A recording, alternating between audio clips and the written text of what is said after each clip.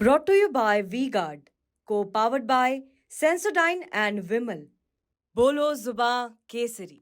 सोलत अली की भी जो पकड़ है वो पहले से एक बार विधायक रहे हैं, उसको देखते हुए लगता है कि मुकाबला अभी तक तो जो है त्रिकोणीय ही चल रहा है। कहीं ना कहीं अगर देखा जाए तो बिरात बात पे ये चुनाव लड़ाया जा रहा है। लगातार हम कवरेज दिखा रहे हैं और देखा जा रहा है कि जिस तरीके से जो चुनाव है ये सिर्फ इस टाइम पक्षपात बन के रह गया है, क्योंकि हर एक व्यक्ति अपनी बिरादरी से संबंध रख रहा है। भारतीय जनता पार्टी के यहाँ प्रत्याशी हैं, उनका भी साफ तौर पर कहना है कि हमारा एक ही व्यक्ति से मुकाबला है, वो है जियाउर रहमान बर्ग। तीसरे चरण के मतदान को लेकर तमाम तैयारी शुरू हो गई है। तमाम राजनीतिक पार्टियों के द्वारा अपना प्रचार प्रसार भी किया जा रहा है। वहीं अगर बात करें संभल लोकसभा की, तो संभल लोकसभा में भी तीसरे चरण में यानी 7 मई को मतदान होना है, जिसको लेकर मेरे साथ बात करने के लिए वरिष्ठ पत्रकार हैं। इनसे जानेंगे क्या कुछ माहौल है संभल का। लगातार ये लोग संभल में भी कवरेज कर रहे हैं। जी, लगातार आप कवरेज कर रहे हैं, किस तरीके का माहौल आपको देखने को मिल रहा है?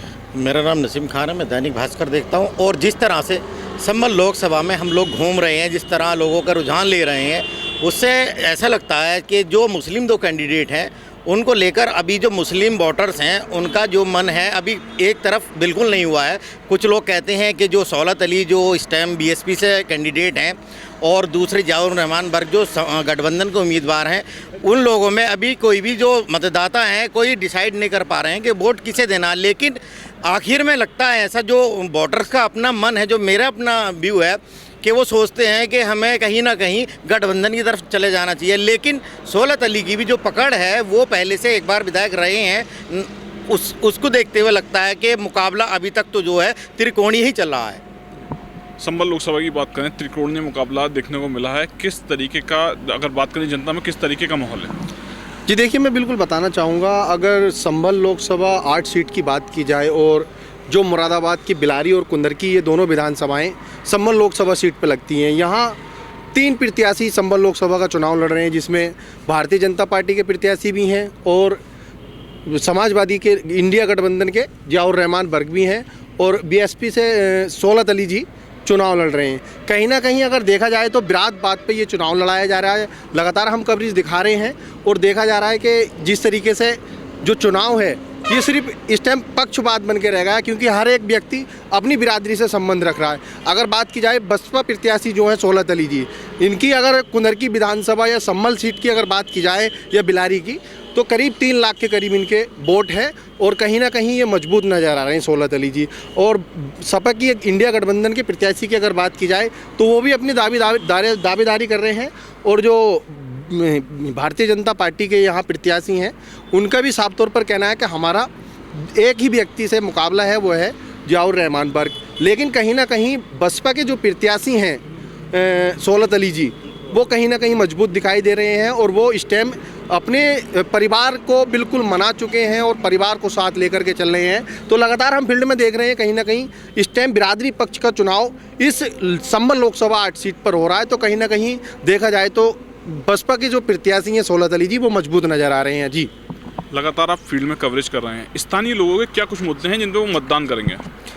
स्थानीय लोगों के ये मुद्दे हैं, उनका साफ तौर पर कहना है, और जो भी यहाँ से सांसद बनता है, विधायक बनता है, तो हमारे जो गांव है, क्षेत्र पंचायत है या लोकसभा है, उसमें कोई भी विधायक, किसी विधायक ने या सांसद ने अभी तक सही तरीके कोई काम नहीं किया है। सबसे जो यहाँ की मेन समस्या है वो रास्तों को लेकर है। जो जर्जर हालत में यहाँ के रास्ते पड़े हैं, मनकरा से लेकर रोना झोड़ा तक रास्ता है, वो जर्जर हालत में ही पड़ा है। तो लोग, अब के जो क्षेत्र के लोग हैं, ये चाहते हैं, मतलब बदलाव चाहते हैं। बोले यहाँ के लोगों का कहना साफ तौर पर यह है कि अगर जो भी प्रत्याशी होगा, जो नया प्रत्याशी हम चुनेंगे आपके, वो हमारे जितनी भी सड़कें टूटी हुई हैं, बिजली के तार है या समस्या जो भी इनसे जुड़ी हुई, उनको पूरा किया जाए। विकास के मुद्दों पे मतदान करेंगे दोबारा?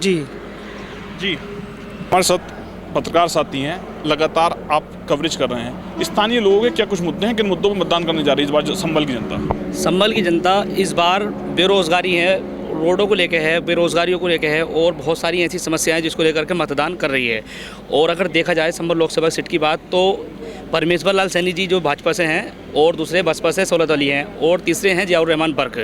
अगर देखी जाए तो तीनों ही दावेदारी ठोक रहे हैं कि हम तीनों लोग अपनी जीत बता रहे हैं, मगर बात की जाए भाजपा प्रत्याशी की तो वो बोल रहे हैं कि हमारे जियाउर रहमान बर्क से ही सीधा कॉन्टैक्ट है, बाकी और से हमारी कोई टक्कर नहीं है। समाजवादी पार्टी की बात की जाए जियाउर रहमान बर्क की, तो जियाउर रहमान बर्क साहब और भाजपा के प्रत्याशी परमेश्वर लाल सैनी दोनों आपस में एक दूसरे की टक्कर बता रहे हैं। बाकी जहां बात की जाए भाजपा प्रत्याशी सोलत अली साहब की, तो सोलत अली साहब भी अपने आप में बहुत मजबूत नज़र आ रहे हैं, क्योंकि बिरादरी पक्ष की बात है तो इधर शेख बिरादरी बहुत ज़्यादा है और उनको ज़्यादातर क्षेत्र की बात की जाए तो बसपा प्रत्याशी अपने आप में बहुत मजबूत नज़र आ रहे हैं।